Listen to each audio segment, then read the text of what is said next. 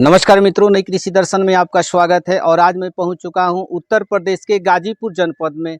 और आज मैं जिस जगह पे पहुंचा हूं, यहां पर ब्रीड पर कार्य किया जा रहा है। और कौन कौन से जो है ब्रीड पर कार्य किया जा रहा है, कैसे जो है ब्रीड पर कार्य ये करने के लिए सोचे, सारा कुछ हम आपको इस वीडियो में जानकारी देंगे। काफ़ी जो है महत्वपूर्ण वीडियो होने वाला है।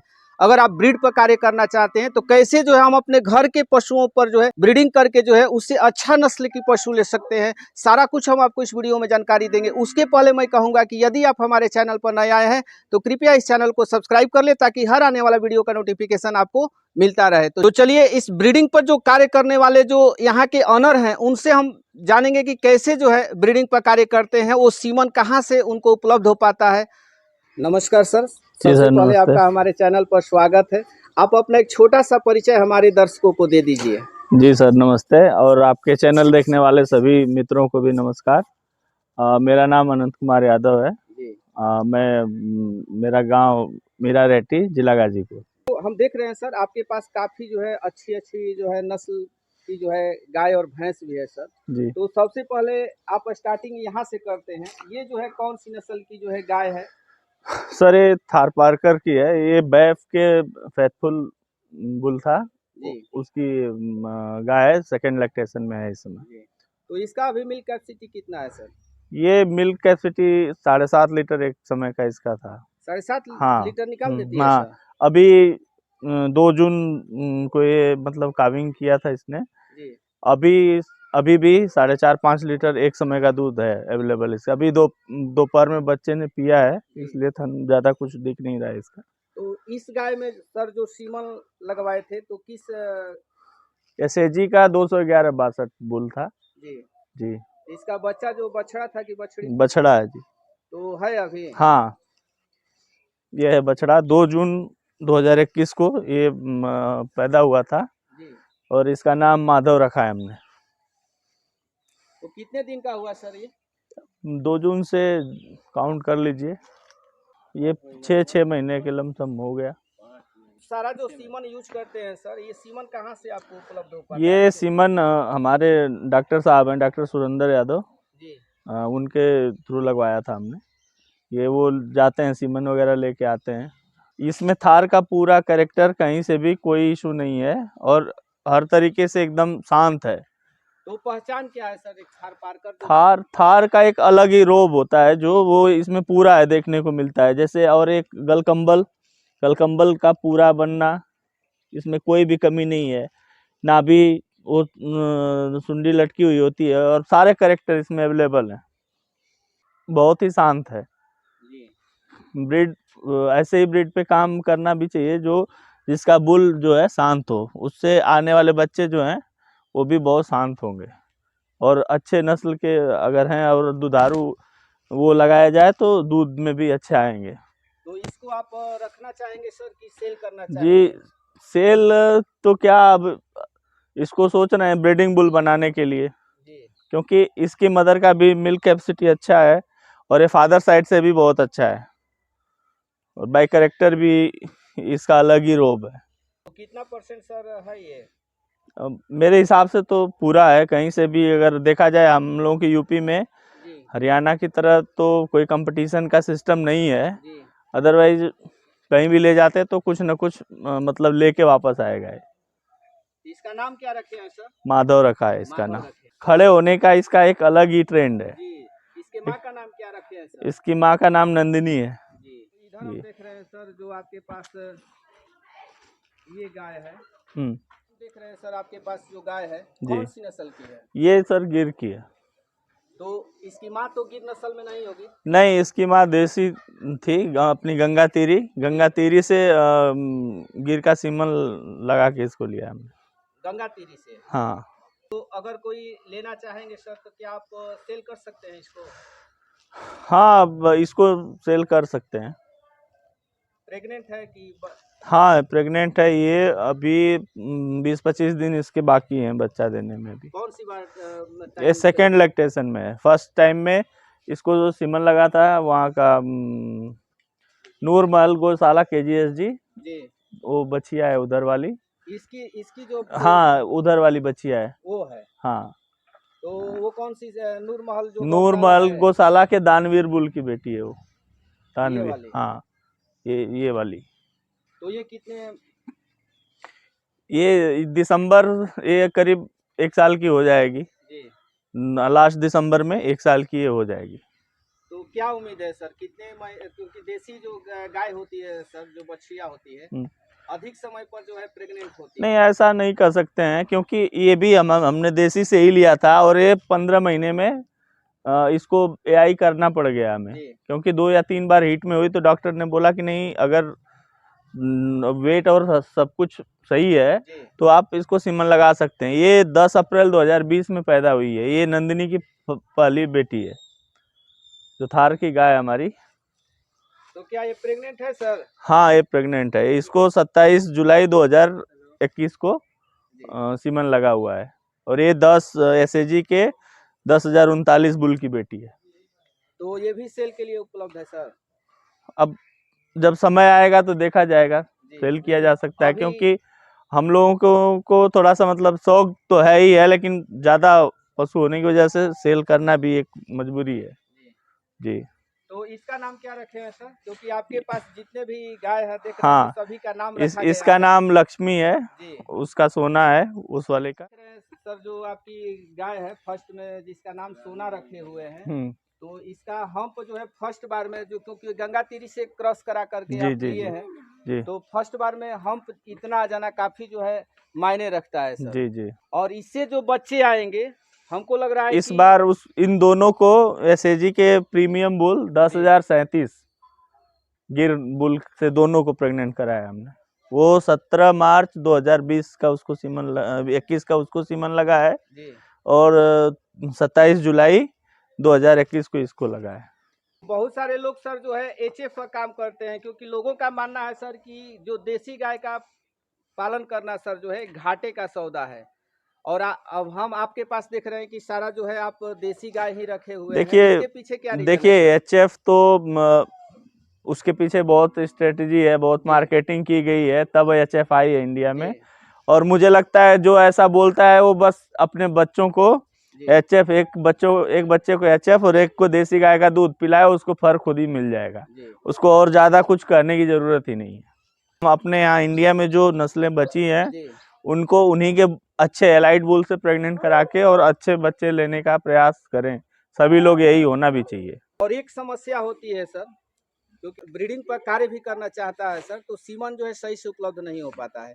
तो आपको जो है सीमन कहाँ से उपलब्ध हो पाता है? क्या आसानी नहीं, से मिल जाता है? इस मामले में तो थोड़ा सा हम लोग सौभाग्यशाली हैं। हम जी। लोगों के पास डॉक्टर जो हैं, डॉक्टर सुरेंद्र यादव, जी। वो जाते हैं और जो ब्रीडिंग बुल जिनके भी पास है जी। वहां से खुद सीमन लेके आते हैं। बीच का कोई सिस्टम नहीं है। जी। इसलिए जितने भी रिजल्ट हैं देसी गाय से हमने लिए, इनको और जी। उसको, वो आपके सामने हैं। जी। लेकिन आप देख लीजिए, रिजल्ट के हिसाब से खुद ही पता लगेगा कि नहीं सीमन का क्या मतलब वैल्यू है। क्योंकि ये अभी शायद 4 दांत में है। ये इसने पहली काबिंग जब की थी जी। तो 2 दांत में थी, और पहले 2 दांत में ही इसने 6 लीटर के करीब दूध दिया है एक समय का। तो देसी और क्रॉस ब्रीड में क्या अंतर है सर? देसी तो देसी ही है, क्रॉस ब्रीड का हर एक चीज अभी देखेंगे तो उस पे तो बहुत सारी चर्चाएं यूट्यूब पे चलती रहती जी। हैं। जी। कहीं सूर्य केतु नाड़ी है, तो कहीं कुछ है, तो चीजें हैं कहीं ना कहीं। तो वैसे देसी पहले से जो हम लोगों के पास था, उसका कुछ अलग ही है कैरेक्टर। जी। और देसी गाय के दूध पीने वाले लोग भी वैसे होते थे। अभी जब से क्रॉस ब्रीड और एचएफ जब से आई हैं, तब से देखिए बीमारियों का तांता लगा हुआ है। तो दूध में भी अगर आदमी को प्योरिटी में जाना है तो देसी गाय रखना ही पड़ेगा। यहाँ पर हम देख रहे हैं सर, काफी जो है अच्छी जो है नस्ल की जो है कटरी जो है दिखाई दे रही है सर। जी। तो ये कौन सी नस्ल की जो है कटरी है? ये सर करमबीर सर जो युवराज बुल के मालिक हैं, जी। उनके बिरला बुल की बेटी है। जी। जी। और ये भी करीब 10 महीने की हो गई हमारे पास। मात्र 10 महीने की मात्र हो गई 10 सर। महीने की। जी। तो जब बच्चा जन्म ली थी सर, तो आप कितना दूध पिलाते थे इसको? हमारे यहाँ गाय या भैंस कोई भी हो, जी। तो 2 थन का दूध एक साइड से हम निकालते हैं और एक साइड से 3 महीने तक पूरा पिलाते हैं। जी। उसके बाद एक थन तो देते पिलाते ही पिलाते हैं। तो कितने महीने तक पिलाते हैं? 3 महीने तक? जब तक चलता रहे दूध, जब तक गाय भैंस दूध पे रहेगी जी। मिल्किंग पर, तब तक उसको पिलाते हैं। की माँ यही है, इन दोनों की माँ यही है। वो ये बैफ के सीमन की भैंस है हमारी जी। जी। हाँ इस बार थर्ड लैक्टेशन में प्रेग्नेंट है। जी। योगराज का सीमन हमने लगवाया इसको, करमवीर सर के ही योगराज बुल का। जी। और अभी भी ये मिल्किंग में है, अभी भी दोनों समय का दूध ये देती है। अभी ये दोनों समय दूध देती है और पीती है वो। ये सर युवराज की बेटी है। ये इसके फर्स्ट लैक्टेशन की बच्ची है। जी। ये करीब 22 महीने की हुई है। और तो मात्र 22 महीने की मात्र इतनी हाइट 22 है सर? हाँ मात्र 22 महीने की है और 2 महीने की प्रेग्नेंट है जी। इसको भी बिरला बुल से प्रेग्नेंट कराया है।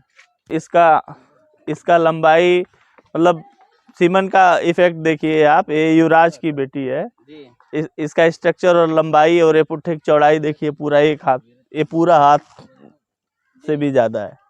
पूरे हाथ अगर लगाएंगे फिर भी चौड़ा है। अब मुर्रा के करेक्टर में देखा जाए तो पूंछ के बाल जो हैं पहले लोग देखते हैं ये पूरे ब्लैक में है। जी। ये थोड़ा बहुत चलता है सफेद, लेकिन ये तो पूरे जेट ब्लैक में है। जी। इसका कलर पूरा काला है, रिंग सिंग। बार में क्या उम्मीद है, कितना दूध निकालेगी? मुझे तो इससे बहुत कुछ उम्मीद है, बाकी तो अब रिजल्ट आने पर देखा जाएगा जी जी। तो इसकी माँ का मिल्क रिकॉर्ड कितना था? इसकी माँ 3 थन से 7.5 लीटर एक समय का दूध है। जी। कभी भी कोई भी आके मिल्किंग करा सकता है। बहुत सारे पशुपालक को जो है अच्छा सीमन नहीं मिल पाता है सर, क्योंकि मार्केट में बहुत सारा फर्जी सीमन भी आ गए हैं। जी लोग जो है युवराज का चाहे योगराज का नाम रख करके बेच रहे हैं। जी। तो आपको कैसे विश्वास हुआ कि हम जो सीमन डलवा रहे हैं वो अच्छा ही होगा? क्योंकि जो डॉक्टर साहब हैं वो खुद जाते हैं और जाके वहाँ से सीमन लेके आते हैं। देख लीजिए ओरिजिनल ही होता है, उसका रिजल्ट सामने है। वो साफ तौर पे दिखाई दे रहा है, मुझे बताने की बहुत कुछ जरूरत नहीं है।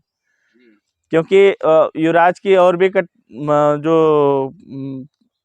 आई है फीमेल का, अब उनमें और इसमें देखिए मात्र 22 महीने की एज में इसका बॉडी स्ट्रक्चर और वेट हर एक चीज देखिए। जी जी। और प्रेग्नेंट भी है 2 महीने की। सर बहुत दिनों से जो है ब्रीडिंग पर कार्य कर रहे हैं सर जी। तो आप जो है हमारे जो पशुपालक हैं उनके लिए आप क्या सुझाव देना चाहेंगे, कैसे वो ब्रीडिंग पर कार्य करें? देखिए जो है सीमन मुझे लगता है कि अभी हम लोगों के यहाँ यूपी और बिहार में खास तौर पे बहुत ज़्यादा ध्यान देना चाहिए किसानों को। जी। क्योंकि ज़रूरी नहीं है कि हर एक, इतना पॉसिबिलिटी भी नहीं है कि हर आदमी जाए और हरियाणा से खुद परचेज करके लाए और फिर अपने यहाँ रखे। तो इसलिए अब हम यही कर सकते हैं कि जहाँ खड़े हैं वहीं से सुधार शुरू करें। तो उसके लिए यही है कि हर एक नस्ल के हिसाब से उसमें अच्छा सीमन लगाएं, तभी ये संभव हो पाएगा। तो क्या आप जो एआई जो टेक्नीशियन है सर उनका नंबर आप उपलब्ध करा सकते हैं? हाँ हमारे यहाँ जो डॉक्टर सुरेंद्र यादव हैं जी। उनका नंबर दे सकता हूँ, और एक हमारे मित्र हैं डॉक्टर दिनेश यादव जी। उनका नंबर भी मैं आपको बता सकता हूँ, जो सुल्तानपुर अंबेडकर नगर में है जी। हमें नंबर दे दीजिएगा सर, उनका नंबर जो हम वीडियो में डाल जी देंगे। जी जी। और कुछ जो है सुझाव देना चाहते हैं सर हमारे जो सुझाव तो है, आप लोग इतना अच्छा काम कर रहे हैं अपने यहाँ यूपी और बिहार में, जो जागृति आप लोग चला रहे हैं इसकी ज़रूरत है बहुत ज़्यादा। क्योंकि इससे जो भी आदमी देखेगा कम से कम जागरूक होगा। तो देखिए खिलाना उसको भी है, खिलाना इसको भी है। जी सर। लेकिन लेकिन रिजल्ट जो है सामने है, तो आप अच्छा अगर करेंगे तो उसमें रिजल्ट अच्छा आएगा, और उसमें आप लोग भरपूर सहयोग दे रहे हैं सब जागृति के लिए। तो आप लोगों का भी बहुत बहुत धन्यवाद है, क्योंकि आप इतना मेहनत कर रहे हैं दिन रात, तो आप लोग भी बहुत सहयोगी हैं। एक सर आपसे अंतिम सवाल है सर जी। बहुत सारे डेयरी फार्म जो है लोग वीडियो यूट्यूब का देख करके खोलते हैं और साल भर में और 2 साल में जो है डेयरी फार्म बंद हो जाता है जी। उसके पीछे आप क्या रीजन मानते हैं सर, डेयरी फार्म क्यों बंद हो जाता है? कई सारी चीजें हैं, लेकिन मुझे लगता है सबसे पहले डेयरी, जिसके वजह से डेयरी है, पहले उसको मजबूत करने की जरूरत है जी। अगर गाय या भैंस जिस चीज की भी डेयरी अगर वो मजबूत नहीं है, वो दुधारू नस्ल की नहीं है, तो फिर हमारी डेयरी ज्यादा लंबे टाइम तक सर्वाइव, बाद में सारी चीजें आती हैं। क्योंकि अगर ब्रीडिंग पर हम ध्यान नहीं देंगे तो हर साल हमें हर महंगी साल कॉस्टली जो है पशु जो है खरीदना पड़ेगा। नुकसान उधर से भी होगा, और इसीलिए तो डेयरी और बंद हो बाहर रही से है, अगर हम पशु लाते हैं तो हो सकता है कि वो हमारे इन्वायरमेंट में एडजस्ट भी नहीं कर एडजस्ट पाते। नहीं करे। जी जी। सबसे बड़ी समस्या होती है किसानों को फीड कर लेकर के कि कितना दूध अगर दे रही है पशु तो उसको कितना जो है केजी जो है फीड देना चाहिए। तो देखिए आप अपना फीडिंग मैनेजमेंट थोड़ा हमें बता दीजिए। हमारे यहाँ फीडिंग मैनेजमेंट मतलब हम लोग हरियाणा के जैसे तो नहीं कि जी इतना जी है तो इतना केजी खिलाएंगे, जी लेकिन घर का प्रॉपर देते हैं, जैसे गेहूं की दलिया, जी चने की चुन्नी हो गई, जी वो चोकर, ये सब देते हैं, मिनरल जी। मिक्सचर वगैरह देते हैं टाइम पे। तो जो आप अनाज देते हैं सर कच्चा खिलाते हैं कि पका करके? नहीं, चने वाला तो भिगा के खिलाते हैं, बाकी जी। ऐसे उबाल के। तो अभी इस एरिया में सर जो चने का छिलका है हम्म, कैसे केजी मिलता है, कैसे क्विंटल? वो करीब 2400-2500 रुपये। 2400-2500 रुपये आसानी से अवेलेबल हो जाता है। हाँ, मिल जाता है मार्केट और में। एक जो है बिनौले का खल होता है वो इधर तो तो हम लोगों के यहाँ है नहीं, नहीं प्लम। तो शायद ये भी भैंसे वैसे ही मिल्किंग पे होती हैं, जैसे जी जी हरियाणा वगैरह में लोग करते हैं।